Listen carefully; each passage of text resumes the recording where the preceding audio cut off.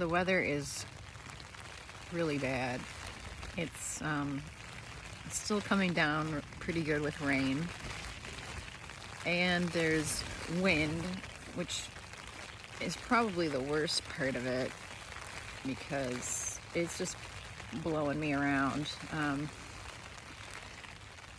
I did get breakfast at the inn, which was good, and got to use the bathroom in there to get cleaned up and whatever, but I still have to pack up my tent and actually get going hiking, and I have like a 16-mile day today, which the first half of it sounds like it's going to be much like what I did yesterday, with a lot of going through fields and stuff, following a road. My umbrella got blown all the way to the other side of the field this morning, and I had to run and get it. This is really not going to be fun, but I'm just going to do what I can, pack up my stuff. At least I know I have a warm hotel room to get to when I eventually get there. Okay, so just so you've seen it, here's the camping field. That's where I pitched my tent. It's still raining very hard, and there's wind, and my socks are still soaking wet, but I didn't want to put on dry socks because I knew like immediately they're gonna get soaked. I'm just wet. This is just gonna be today. Wind is whipping around pretty good. I really don't know if I'm gonna make it this whole way today. So this is the trail right now. So you're literally just walking alongside the road. So I just ducked in, I guess the path goes into this area, and there's a, looks like maybe a PlayStation and a Super Nintendo just in the wall.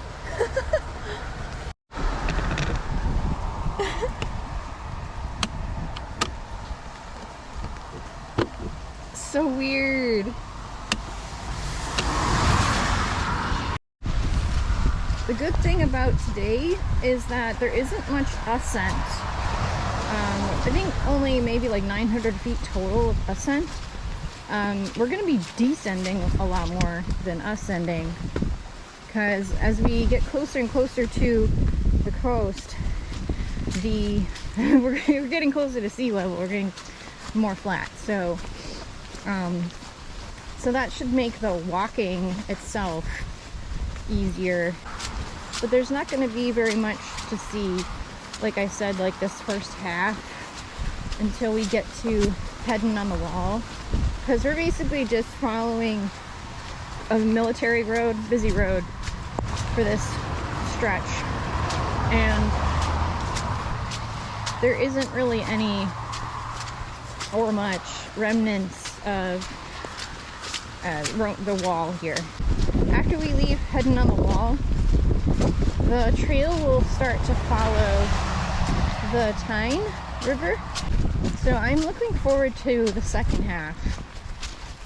But until we get to Heading on the Wall, this is just going to be a slog through the rain and fields and roads. Wanted to talk a little bit about my umbrella. I'm very happy with the umbrella. It's just not something that really works paired with the poncho. I've opted to use the poncho over the umbrella because I feel like it protects my backpack a little better, and I'm more concerned with keeping the stuff in my backpack dry. Oh my god, it's like a foot deep. Wow. So I'm gonna try and see if I can find another way around this. This isn't as deep through here, so the waterproof socks are not doing anything anymore. I was in the inn this morning. Holy shit. When I was in the inn this morning, there was two men that came in with backpacks on, and this was like 8 a.m. and they were like, "Oh, are you open?" And then they said yes, and then they were like, "Oh, thank God," and they asked for 2 Newcastles. Like, not even any food, they just wanted beer. And I guess, I don't know where they said that they started from, but they said that they started on Friday and that they were going all the way to Wallsend in 3 days. So I don't know if they meant that they were hiking the entire trail in 3 days or if they started at a later point. But that would be crazy if they were trying to do the whole thing in 3 days, because I'm struggling to get it done, and it would have been 7 days that I would have been doing it, and I'm struggling. And you saw, like, I skipped a couple small sections where it just didn't make sense for me to backtrack, and then I got kind of driven the last 4 miles yesterday. So I'm not really hiking this correctly, and I'm still struggling. So I don't know, that should tell you something. As somebody that just came back from the AT, it's just kind of exhausting. I guess sort of like the feeling I get when, like, you go to the museum for the day and you, like, look at everything, and then by the end of it you're so tired. And I think that's part of it. It's just sort of like mental and physical exhaustion from just being on your feet and learning about stuff. So yeah, I'm kind of wondering if after this the West Highland Way is going to be easier or harder. We will find out when we do that after this hike. Okay, I just saw a thru hiker, full pack, rain cover on the pack, hiking in jeans. Like, why? Oh, there's nothing worse than soaking wet jeans at the end of a hike. Oh,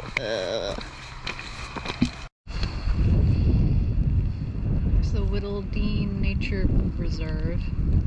The guidebook says that it is a well-disciplined hiker that chooses not to stop here for a break, and under the current conditions I think that I can be disciplined. As we are walking along the road to Hadrian on the Wall, in about 4 miles there's a pub that should be open by the time I get there, and I can stop there for lunch. So, something to look forward to. This is the Harlow Hill Travel.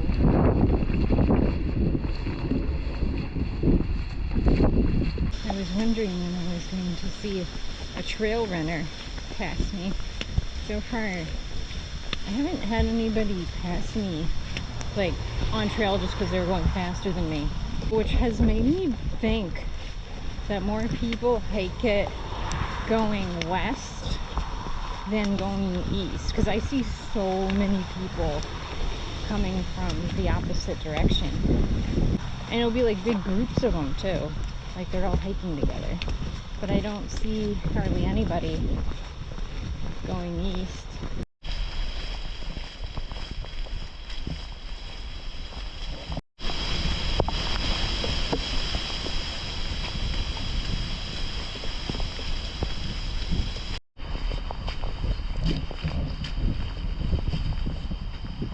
Whoa.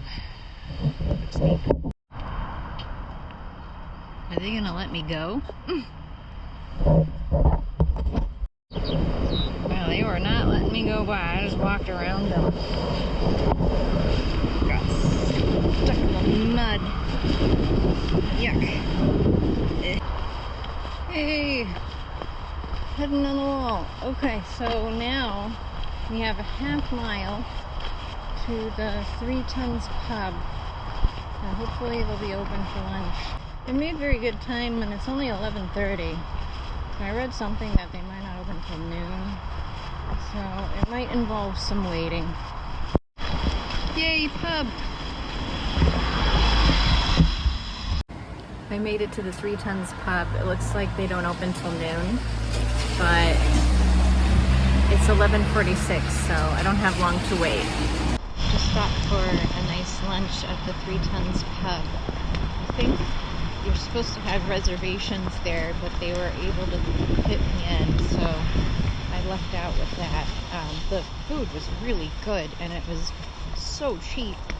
£8 got me a beer and a roast chicken meal, which was really tasty. Well, I'm back on trail now. I was just reading that sign and it was talking about 1752.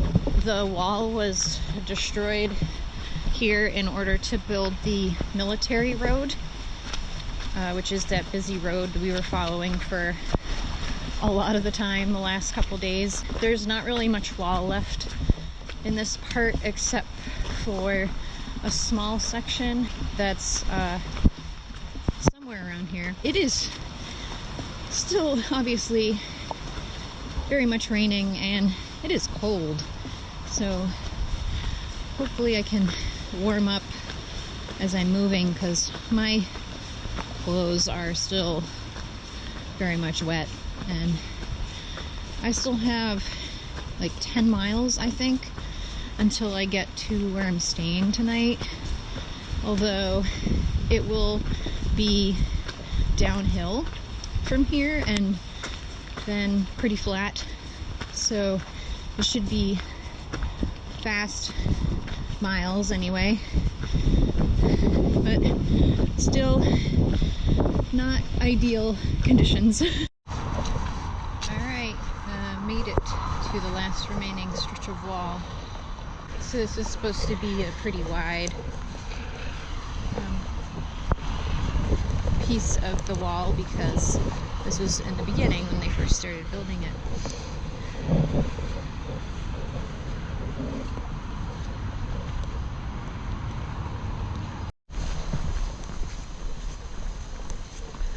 Don't you fret, Monsieur Nice, I don't feel any pain. A little fall of rain can hardly hurt me now. You're here, that's all I need to know. And you will keep me safe, and you will keep me close. And rain will make the flowers grow. The trail goes through a golf course.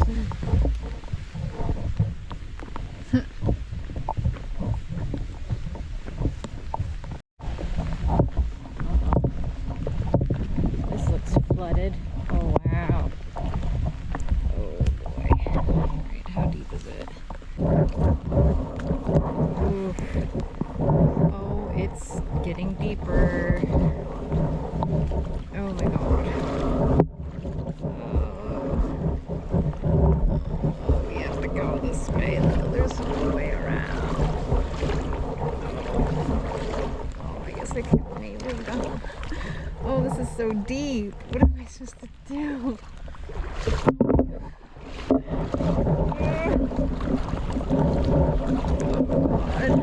I'm on my tiptoes right now.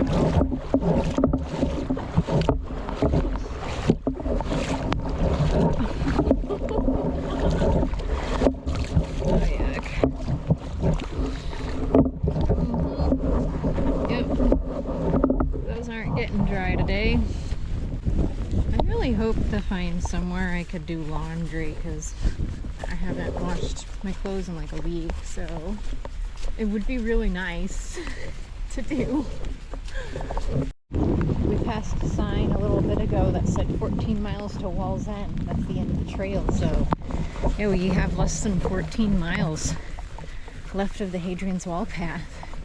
And we're not walking all of that today. We're gonna save some of that for tomorrow, so that's exciting. I mean, I did skip the first 14 miles and plus, you know, maybe like 8-ish miles in the middle, I don't know. So did not hike the whole thing, but still pretty cool to have come all the way from Carlisle to basically the eastern end of England. So still an accomplishment of its own kind.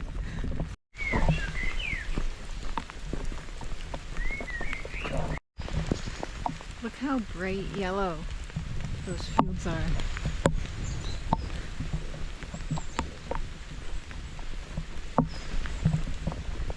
It's a really nice stretch of trail, quote unquote, because it's more like a bike path than anything. I wonder what Hadrian would have thought if he knew that a cycleway would be named after him. I saw a sign saying that we were 8 miles to Newcastle, and I keep waiting to see a glimpse of the river, but I have not seen it yet. Of course, I just said that, and I think that might be it over there through the trees. I think we'll be kind of more or less following that for the rest of this walk.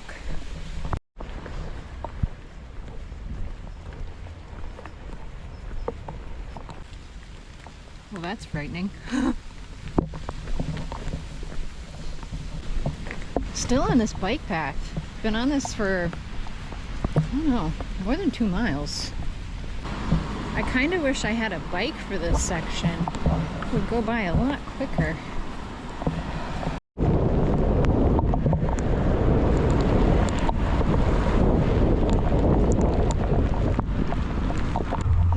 I'll tell you, all this walking in the rain's really getting old.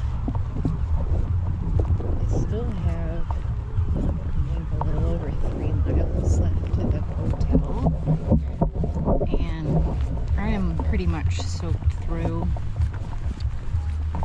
and if I stop moving it gets cold, so I just had a short break on a bench so I could eat and drink something. The rain just keeps coming down, and now I'm pretty cold.